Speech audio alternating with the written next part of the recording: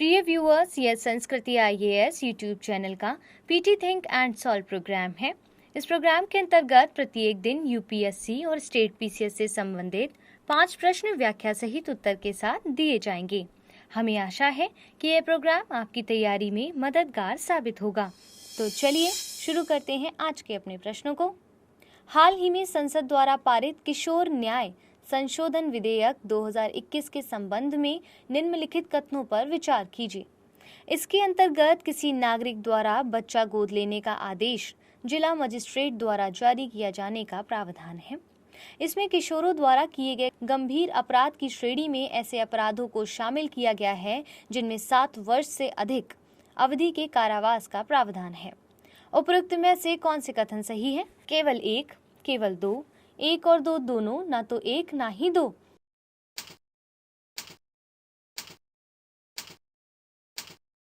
सही उत्तर क्या होगा? Option C.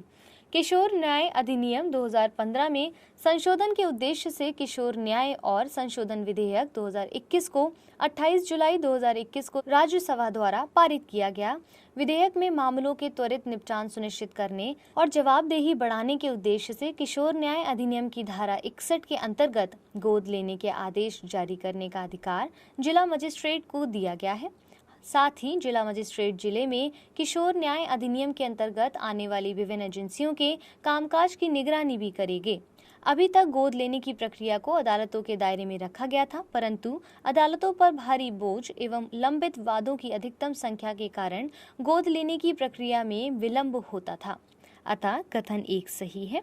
वर्ष 2015 के अधिनियम के अंतर्गत किशोरों द्वारा किए गए अपराध को जघन्य अपराध, गंभीर अपराध और छोटे अपराध की श्रेणी में विभाजित किया गया है। इसमें गंभीर अपराध में 3 से 7 वर्ष के कारावास का प्रावधान था। विधेयक में गंभीर अपराध में उन अपराधों को भी शामिल किया गया है जिनमें अधिकतम सजा 7 वर्ष से अधिक का कारावास है। अतः कथन 2 सही है। इस प्रकार विकल्प सी इसका सही उत्तर होगा। बढ़ते हैं आज के अपने दूसरे प्रश्न की ओर। सामान्य बीमा व्यवसाय संशोधन विधेयक 2021 के संदर्भ में निम्नलिखित कथनों पर विचार कीजिए। यह विधेयक सामान्य बीमा व्यवसाय अधिनियम 1972 में संशोधन करेगा। इस विधेयक में सरकारी क्षेत्र की बीमा कंपनियों में केंद्र सरकार की भागीदारी को 51% रखने की बाध्यता को समाप्त करना है। उपरोक्त में से कौन से कथन सही है? केवल एक, केवल दो, एक और दो दोनों, ना तो एक ना ही दो।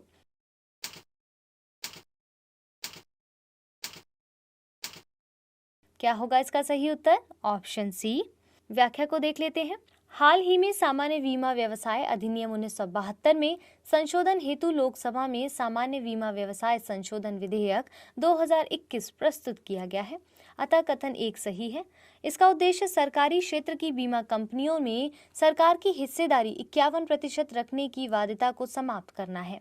सरकार ने वित्त वर्ष 2021-22 के बजट में 2 सार्वजनिक बैंकों एवं एक सामान्य बीमा कंपनी के निजीकरण का प्रस्ताव दिया गया था। इस विधेयक को इस दिशा में महत्वपूर्ण कदम माना जा सकता है। अतः कथन 2 भी सही है। इस प्रकार विकल्प सी इसका सही उत्तर होगा। तीसरे प्रश्न की ओर बढ़ते हैं। राष्ट्रीय वेब पोर्टल ISTEM के संदर्भ में निम्नलिखित कथनों पर विचार कीजिए। यह पोर्टल पृथ्वी विज्ञान मंत्रालय की पहल है। इस पोर्टल का उद्देश्य देश में अनुसंधान और विकास के लिए शोधकर्ताओं को संसाधनों से जोड़ना है। उपरोक्त में से कौन से कथन सही है? केवल एक, केवल दो, एक और दो दोनों, ना तो एक ना ही दो।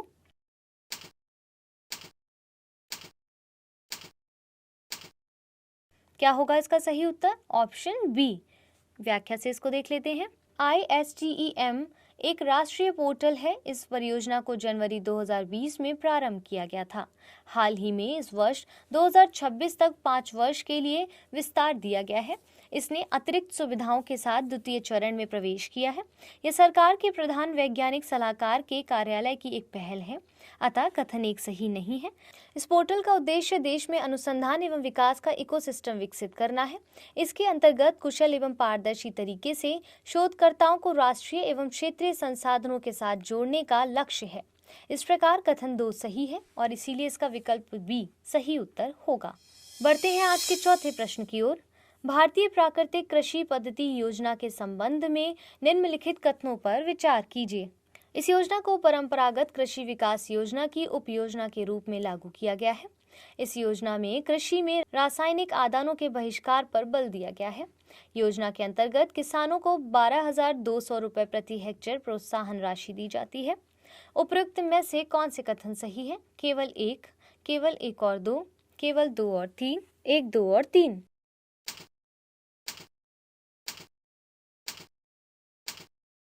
सही उत्तर क्या होगा? Option D.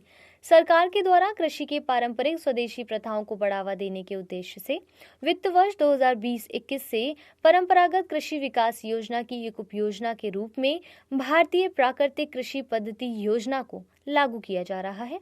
अतः कथन 1 सही है। इस योजना में मुख्यतः कृषि में रासायनिक आदानों के बहिष्कार और जैविक संसाधनों के प्रयोग पर बढ़ावा देती है। अतः कथन 2 भी सही है। योजना के अंतर्गत सरकार द्वारा किसानों को खेत को पूर्ण रूप से जैविक बनाने, उनके क्लस्टर निर्माण तथा क्षमता निर्माण के लिए 12,200 रुपए प्रति हेक्टेयर प्रोत्साहन राशि प्रदान की जाती है। अतः कथन 3 भी सही है और इसीलिए इसका सही उत्तर क्या था? Option D. आज के अपने अंतिम प्रश्न की ओर बढ़ते हैं। राष्ट्रीय स्वास्थ्य नीति 2017 के संदर्भ में निम्नलिखित कथनों में से कौन से कथन सही नहीं है? यह स्वतंत्र भारत की चौथी राष्ट्रीय स्वास्थ्य नीति है। इसमें वर्ष 2025 तक स्वास्थ्य व्यवसाय को बढ़ाकर सकल घरेलू उत्पाद का 2.5% करने का लक्ष्य है। इसमें वर्ष 2025 तक परिवारों के स्वास्थ्य व्यय में वर्तमान स्तर से 25% की कमी करने का लक्ष्य है। नीचे दिए गए कूट का सही प्रयोग कर उत्तर चुनिए। केवल 1 और 2, केवल 1 और 3, केवल 2 और 3।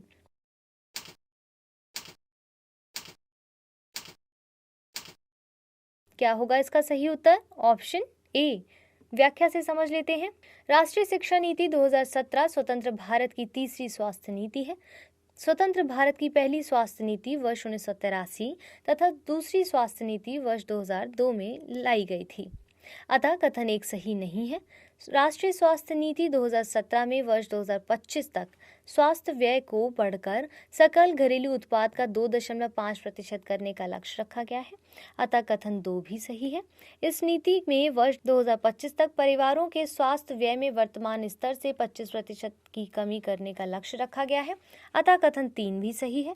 इस प्रकार विकल्प ए इसका सही उत्तर होगा।